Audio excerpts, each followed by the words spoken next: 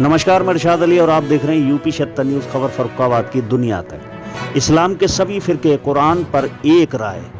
वसीम रिजवी के खिलाफ हुए शिया सुन्नी एक। सीबीआई जांच के शिकंजे में फंसा वसीम रिजवी। इस्लाम से खारिज वसीम रिजवी। तो दोस्तों, खबर जानने से पहले अगर आपने हमारे चैनल को सब्सक्राइब नहीं किया है तो चैनल को सब्सक्राइब करें, इस खबर को लाइक करें, शेयर करें, कमेंट करें और देखते रहें यूपी 76 न्यूज़। उत्तर प्रदेश के सिया वक्फ बोर्ड के पूर्व चेयरमैन खंजीर की औलाद व खंजीर की शक्ल वाला वसीम रिजवी ने एक बार फिर गुनाह कबीरा कर दिया, जिसकी बदौलत उसे उसके अपनों ने ही छोड़ दिया। इस खंजीर की शक्ल वाले ने कुरान की 26 आयतों को हटाने की मांग के लिए सुप्रीम कोर्ट में जनहित याचिका दायर कर रखी है, जिसको लेकर शिया और सुन्नी समुदाय के तमाम उलेमाओं ने फतवा देकर इस नालायक को इस्लाम से खारिज कर दिया है। आवाम ही नहीं बल्कि इसके खानदान के लोग भी इसके खिलाफ हो गए हैं। माँ और भाई ने इस खंजीर से नाता तोड़ लिया है। इसी पर खास खबर हमारे इस्लामिक पत्रकार इजहार खान के साथ फर्रुखाबाद के सिया सुनहरी मस्जिद के पेश इमाम जनाब सदाकत हुसैन सेतली साहब से खास बातचीत। तो आइए देखते हैं सदाकत हुसैन सेतली साहब को हमारे संवाददाता इस्लामिक संवाददाता इजहार खान के साथ। मैं आपका दोस्त इजहार खान बहुत जल्द आपके रूबरू हो रहा हूं, क्योंकि अभी हमारी पिछली खबर 27 रजब की आई थी और अब हम आपके पास फिर से एक बार लेकर आए हैं हमारे जनाब मोहम्मद सदाकत हुसैन सेंती साहब, जो कि फर्रुखाबाद के एक बहुत बड़े इमाम हैं और दुनिया में इस्लाम के ख़िलाफ़ तमाम लोग तमाम दौरों में कई दौर ऐसे आते हैं जिसमें लोग सवाल उठाते हैं, कमियां निकालते हैं और शायद यही वजह है कि जिसकी वजह से इस्लाम पूरी दुनिया में फैला, लेकिन लोग आज भी उस पर उंगली उठाने से और कमियां निकालने से बाज नहीं आते हैं।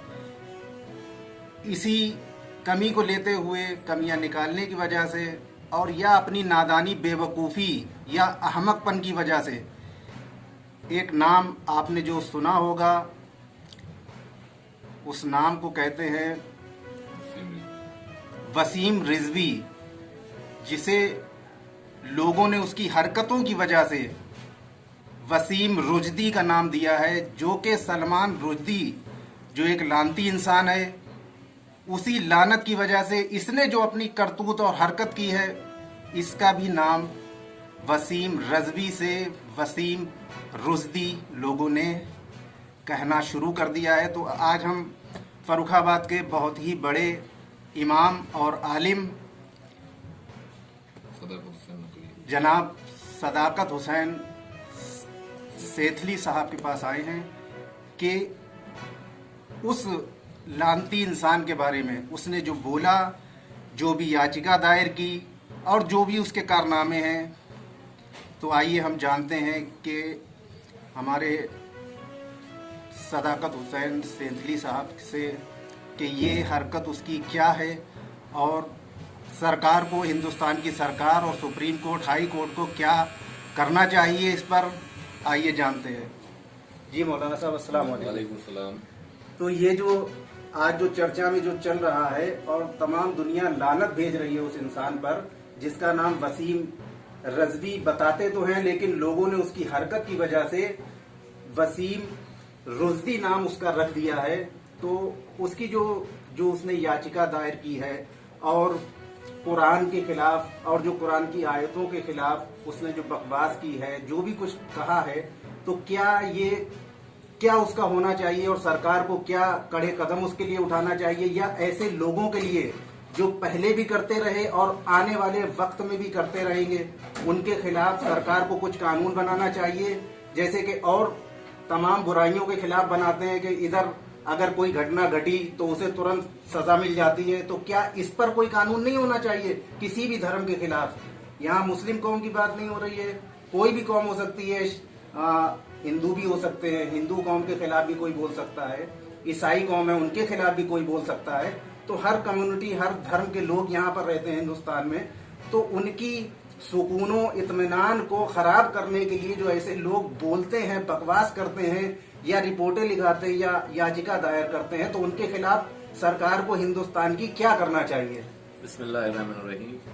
मैं मौलाना सैयद सदाकत हुसैन नकवी जी शिया सुनहरी जामा मस्जिद फर्रुखाबाद के इमाम की हैसियत से मैं आपको ये बताना चाहता हूँ कि पूरी दुनिया में ये पहला ऐसा शख्स आया है कि जिसने कुरान के दामन पे इल्ज़ाम लगाया जी और इसने कुरान ही पे इल्ज़ाम नहीं लगाया बल्कि बहुत सारी घिनौनी हरकतें की हैं इसने जी और इसकी हरकत से ये पता चल रहा है कि इसका अमल कैसा होगा। जी क्योंकि आज वसीम रिजवी का जो नाम आपने बताया तो हम सब ने ही मिलकर इसका नाम वसीम रुश्दी रखा है जी क्योंकि अभी अगर आप देखें तो माजी में जी। इसका एक बाप उठा था सलमान रुश्दी नाम का जी और जिसने कुरान के खिलाफ बोला था तो वो लानती ऐसा हो गया कि जिसको चेहरा अपना छुपाना पड़ा जी और वो इस लायक नहीं रहा कि कहीं भी अपना चेहरा दिखा पाए। जी तो ये भी वक्त का जो है वसीम रुश्दी बन गया है। जी लेकिन ये बना क्यों, देखिए आज नाम तो सब जानते हैं जी। लेकिन कम से कम हमारे बच्चों को, हमारे नौजवानों को और लोगों को इसकी करतूत भी मालूम करना चाहिए जी ताकि जिसकी वजह से ये सब इसने खेल खेला और ये बदतमीजी आए दिन जो करता रहता है जी। कि मसला मदरसों को लेके हमला, मौलानाओं को लेके हमला,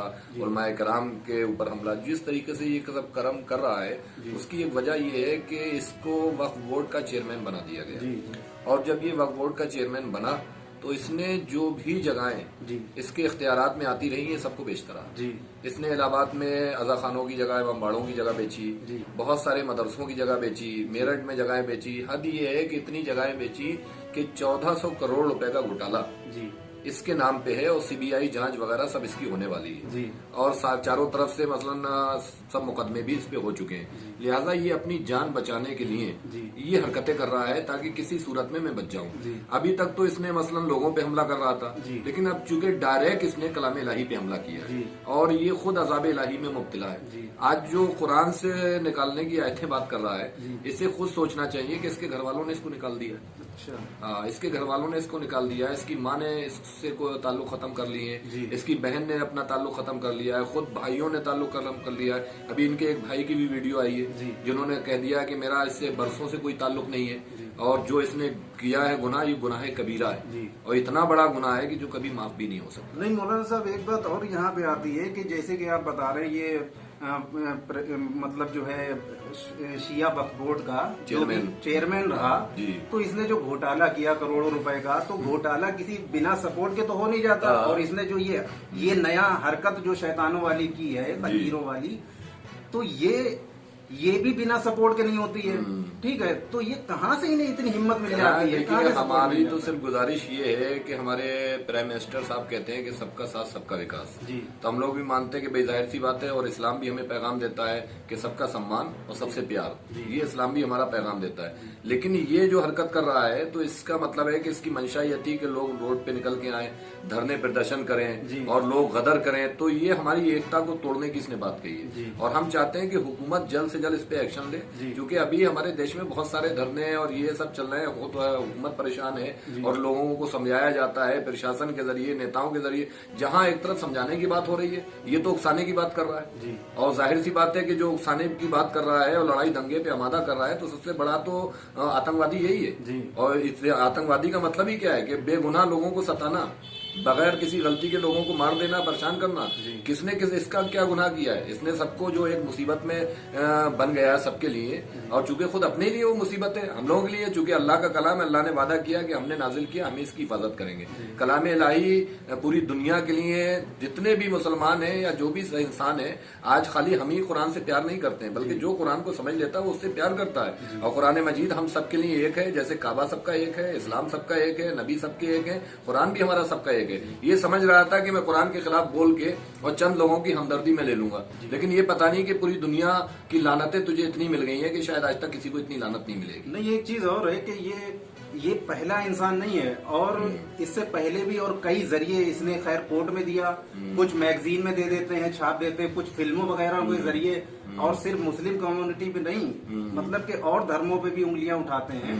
तो अब खुद हिंदू देश है अपना, हिंदुस्तान कहते हैं, हिंदू सबसे ज्यादा आबादी वाला देश है, तो उनके खिलाफ भी हमने कई फिल्मों वगैरह में भी आ जाता है और मैगजीन में लोग ऐसे बोल जाते हैं, तो कानून क्यों नहीं कुछ बनाता हमारा है? हाँ, हुकूमत से ये भी गुजारिश है कि ऐसा कानून जरूर बनना चाहिए, क्योंकि हर धर्म की एक इज्जत है और हर धर्म का सम्मान है। जो जिस धर्म को मानता है उस धर्म का सम्मान करता है, और सबके लिए जरूरी है कि सबके धर्मों का सम्मान किया जाए और सबका एहतराम किया जाए। अगर कोई गीता के खिलाफ बोला है तो वो भी मुजरिम है, अगर कोई राम के खिलाफ बोला है वो भी मुजरिम है, अगर कोई गुरु नानक के खिलाफ बोला है वो भी मुजरिम है, अगर कोई जनाब ईसा के लिए बोला है वो भी मुजरिम है। इसी तरीके से जो भी कुरान के लिए बोल रहा है, चाहे कोई भी हो, वो मुजरिम है। अगर कोई मंदिर का अपमान कर रहा है तो वो भी मुजरिम है, अगर कोई मस्जिद के बेहरमती कर रहा है वो भी मुजरिम है। लिहाजा देश में ऐसा कानून बनाया जाए कि जो भी लोग सब अपने अपने मजहब से प्यार करते हैं, अगर कोई किसी के मजहब का सम्मान नहीं करता और उसके मजहब के ऊपर अटैक करता है तो उसके खिलाफ ऐसी कार्रवाई हो ताकि दूसरा अटैक करने वाला आइंदा के लिए सोचे। जी अच्छा, ये जो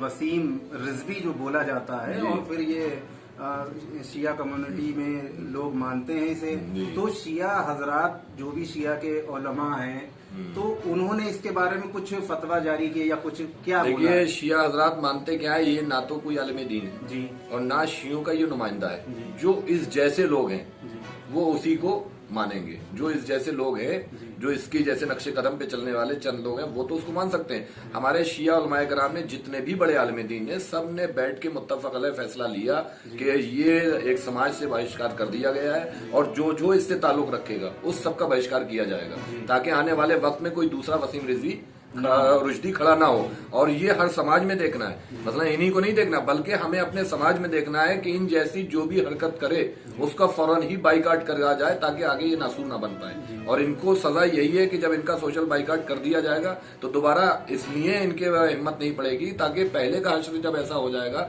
तो आने वाले का भी हश्र वैसा ही होगा। और यहाँ शिया से मुराद नहीं है, हम सब आपस में प्यार करते हैं, चाहे वो शिया हो, सुन्नी हो, देवबंदी हो, बरेलवी हो, हम सब लोग एकदम मुत्तफक हैं। जो है वो अलग अलग रह के काम कर रहे हैं। हर इंसान बच्चों की तालीम के लिए काम कर रहा है, प्यार मोहब्बत के लिए काम कर रहा है। असल में इन्हें सबसे बड़ी एक परेशानी है जो इन्होंने इख्तलाफात के बीच बोए थे, आज वो उलमाए कराम की मोहब्बतों से इत्तेहाद की तरफ लोग बढ़ रहे हैं। और जैसे जैसे तेजी से हमारा सब में आपस में इत्तेहाद बढ़ रहा है, इन लोगों को परेशानी और बेचैनी हो रही है। ये लम्हा आए दिन ये कोई ना कोई खुराफात इसलिए करते हैं ताकि हमारा इत्तेहाद खत्म हो जाए। लेकिन पता चलना चाहिए कि इख्तलाफ कराने वाले से इत्तेहाद कराने वाला ज्यादा ताकतवर होता है। जो इख्तलाफ कराना चाहता है उसके साथ शैतान है और जो इत्तेहाद करता है उसके साथ अल्लाह है। अल्लाह खुद हुक्म दे रहा है कि मुझसे मोहब्बत करो, लेकिन जिन जिन को मैंने खल किया है उनसे भी मोहब्बत करो ताकि तुम मेरे करीब हो जाओ। हमें तो पड़ोसियों की मोहब्बत का पैगाम मिला है, हद ये कि जानवरों से मोहब्बत का पैगाम मिला, फूल पौधों से मोहब्बत का पैगाम मिला। ये जाने कहां से नफरतों के माहौल में पल गए।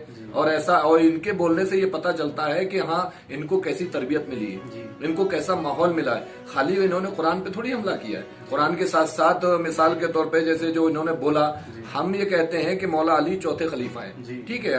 अब अगर कोई पहला मानता है कोई चौथा, लेकिन चौथे खलीफा तो मौला अली है। तो जब अगर कहीं कुरान में माज़अल्लाह खातम बदहन अगर कहीं से कोई कोताही थी तो हजरत अली क्या ने सही नहीं करी? क्या हजरत अली को सही नहीं करना चाहिए थी? तो क्या तुम हजरत अली से भी ज्यादा हो गए? इन्होंने हजरत अली के दामन पे भी इल्जाम लगाया और हजरत अली की औलादों पे भी इल्जाम लगाया, खुलफाए राशिदीन पे भी इल्जाम लगाया, कुरान पे भी लगाए। ये एक वक्त में सबके मुजरिम है और ऐसे मुजरिम की सजा अल्लाह अनकरीब इन्हें देने वाला है।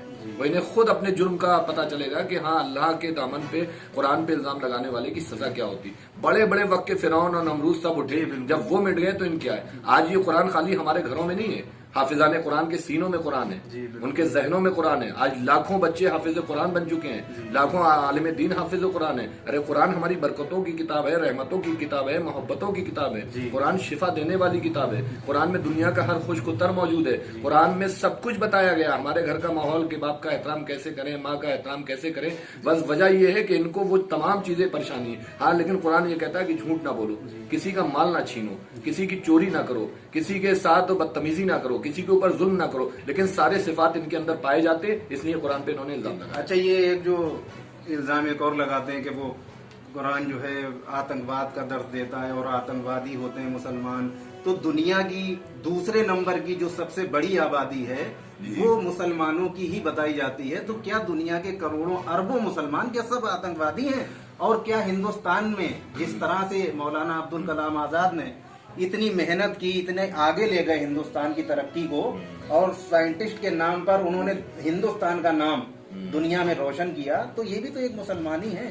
ठीक है, अगर वो कह रहे हैं कि जैसे कुरान आतंकवाद का दर्श देता है जी। तो उन्हें खुद देखना चाहिए। मिसाल के तौर पे हमारे यहाँ यूपी में 23 करोड़ आबादी है जी।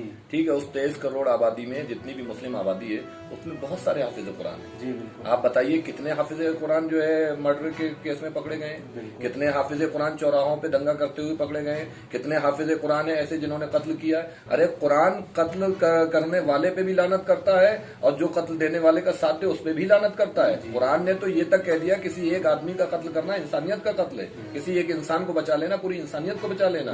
कुरान में कत्ल का तो बहुत दूर का मामला है। कुरान तो ये कह रहा है बगैर जरूरत एक दरख्त के पत्ते को भी नहीं तोड़ सकते, लेकिन चूंकि जो जैसा होता है उसको वैसा ही नजर आता है। ये खुद वक्त के आतंकवादी है तो इन्हें हर इंसान आतंकवादी नजर आता है। और जिनको ये मिसाल देते हैं वो आतंकवादी वो हैं कि जो मुसलमानों का लिबास पहने हुए हैं, मुसलमानों का लिबास पहन के आतंकवाद मचा रहे हैं। अरे कुरान अगर आतंकवाद का मजहब होता तो सरकार के ऊपर जब एक औरत ने कूड़ा डाला था तो सरकार हुक्म दे देते कि इसका सर कलम कर लाओ, लेकिन सरकार ने उसके लिए कोई हुक्म न देके जब वो बीमार हुई और उसकी अयादत को गए। कुरान लोगों के जहनों में जो कूड़ा भरा हुआ है उस कूड़े को निकालने के लिए आया है।